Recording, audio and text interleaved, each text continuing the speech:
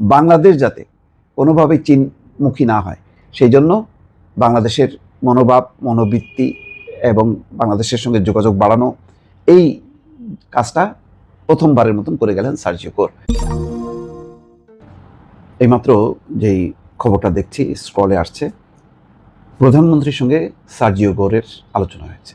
Sergio গোর 3 দিনের সফরে এসেছেন। তিনি মধ্য এশিয়া বিষয়ক ট্রাম্পের বিশেষ দূত এবং একই সঙ্গে ভারতে নিযুক্ত মার্কিন রাষ্ট্রদূত। তিনি বাংলাদেশে এসেছেন, চিন্তা করেন, খুব গুরুত্বপূর্ণ পজিশনে। তো অর্থনৈতিক সহযোগিতা, দুই দেশের সম্পর্ক এবং অংশীদারিত্ব নিয়ে আলোচনা হয়েছে দুই দেশের মধ্যে। এটি সার্জিও গোর টেলিভিশন স্ক্রলে দেখছি যে অর্থনৈতিক সহযোগিতা, অংশীদারিত্ব এবং দুই দেশের সম্ভাবনা নিয়ে প্রধানমন্ত্রী তারেক রহমানের সঙ্গে আলোচনা হয়েছে। এই যে তিনি একই সঙ্গে ভারতের দায়িত্বে আছেন, ভারতের রাষ্ট্রদূত, মধ্য এশীয় বিষয়ক ট্রাম্পের বিশেষ দূত, তার মানে টোটাল এই অঞ্চলের তিনি দায়িত্বপ্রাপ্ত একজন কূটনীতিক এবং ভারতের রাষ্ট্রদূত। বাংলাদেশেও আলাদা রাষ্ট্রদূত আছে। তো যিনি এই সমন্বয়টা করছেন, তো তার এই সমন্বয়ের উদ্দেশ্যটা কি?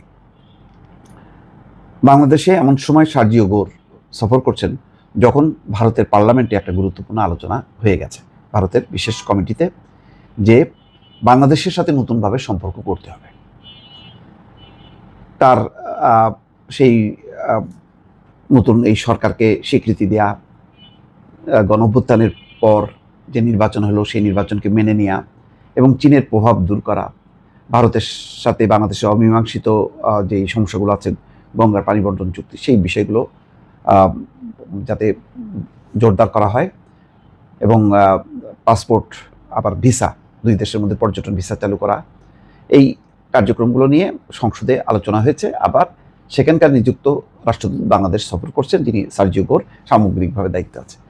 এই সফর, ভারতের এই আলোচনার মধ্যে দিয়ে বোঝা যায় যে বাংলাদেশে যাতে চীনের প্রভাবটা তীব্র না হয়, চীন যাতে গভীরে পৌঁছাইতে না পারে, চীনের সাথে শুধুমাত্র যাতে অর্থনৈতিক বাণিজ্যিক, যেটা শেখ হাসিনা বলতেন যে চীনের সাথে আমাদের ব্যবসা বাণিজ্য আর ভারতের সাথে আমাদের মনের সম্পর্ক, আত্মিক সম্পর্ক।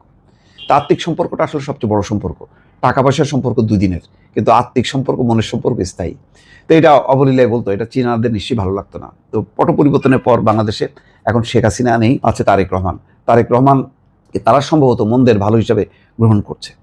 তো এখন সার্জিও গোর কী চায়? সার্জিও গোর নিশ্চয়ই চাইবে যে চীনের প্রভাবমুক্ত হয়ে ভারত এবং বাংলাদেশ যাতে আমেরিকামুখী হয়, যাতে চীনমুখী যাতে কোনোভাবেই না হতে পারে বাংলাদেশ। এখন বাংলাদেশ যদি ছুটে যায় তাহলে ভারতের শক্তি কমে যাবে, এবং যেহেতু আমেরিকার দৃষ্টিকোণ থেকে এখানে বাংলাদেশ ভারতের বিরোধ বড় কথা না, তাদের কাছে মূল বিষয়টা হচ্ছে এই অঞ্চলে চীনের আধিপত্য ঠেকানো। সেই ঠেকানোর ক্ষেত্রে ভারত তো আছেই, সাথে যুক্ত করতে চায় বাংলাদেশকে, বাংলাদেশ যাতে ছিটকে যে চীনের একটা শক্তিশালী বলয়ের মধ্যে ঢুকে না পড়ে। বিশেষ করে নিশ্চয়ই চীন এবং বাংলাদেশ যেই করিডোর, সেই করিডোর নিয়ে তাদের যথেষ্ট উদ্বেগ উৎকণ্ঠা আছে। ভারতের এই উদ্বেগ উৎকণ্ঠা আমেরিকারও থাকার কথা, কারণ বার্মা নিয়ে তাদের নিজস্ব কিছু চিন্তাভাবনা আছে। বার্মা অ্যাক্ট তারা অনুমোদন করেছে কংগ্রেসে, সিনেটে, এবং সার্জিও গোর কিন্তু রোহিঙ্গা ক্যাম্প পরিদর্শন করেছে। যখনই যে দূত আসছেন রোহিঙ্গা ক্যাম্পে যাচ্ছেন, কারণ ওই রোহিঙ্গাদের পুনর্বাসন, তাদের সহায়তা, তাদের খাদ্য সহায়তা, এটা নিয়মিতভাবে করে যাচ্ছে। তো আমেরিকা তো আর এমনি এমনি করে না, তাদের নিশ্চয়ই উদ্দেশ্য আছে। তো বোঝাই যাচ্ছে যে সব মিলায় সার্জিও গোরের এই সফরের মধ্য দিয়ে মূলত ভারতের সাথে বাংলাদেশের সম্পর্ক ঘনিষ্ঠ কতখানি করা সম্ভব, সেটার চেয়ে বড় কথা হলো বাংলাদেশ যাতে কোনোভাবেই চীনমুখী না হয় সেই জন্য বাংলাদেশের মনোভাব, মনোবৃত্তি এবং বাংলাদেশের সঙ্গে যোগাযোগ বাড়ানো, এই কাজটা প্রথমবারের মতন করে গেলেন সার্জিও গোর। হয়তো পরবর্তী সময় এইটা ধারাবাহিকতা আরও থাকবে। দর্শক।